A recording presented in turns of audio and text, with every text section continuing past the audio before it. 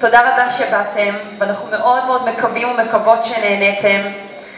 תודה רבה לבנות ולבנים המקסימים שהשקיעו את כל הנשמה שלהם השנה, ורואים את התוצאות. אני חושבת על הבמה הזאת, הייתם פשוט מדהימים מעל ומעבר.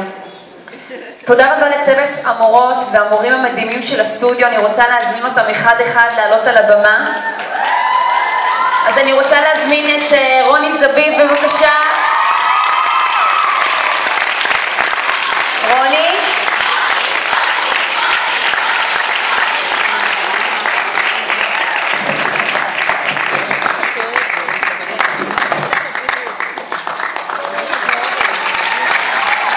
אני רוצה להזמין את עינב אשל.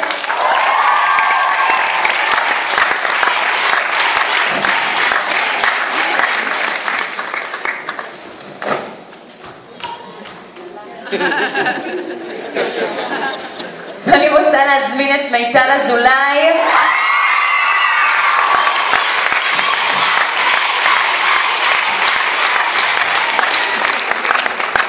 יש מורה נוסף, קוראים לו רועי, המורה לברק דנס, אבל הוא היה חייב לרוץ למופע אחר. ניתן לו את זה בהזדמנות אחרת. אז באמת תודה רבה לצוות מורות מקסים, נאמן, שנותן את כל הנשמה. והעבודה מאחורי הקלעים היא עבודה הרבה יותר אינטנסיבית, לפעמים אפילו מעבודה בסטודיו. אז המון המון המון תודה על ההקשבה, על הסבלנות, על הנתינה, על הנאמנות, על כל. מגיע לכם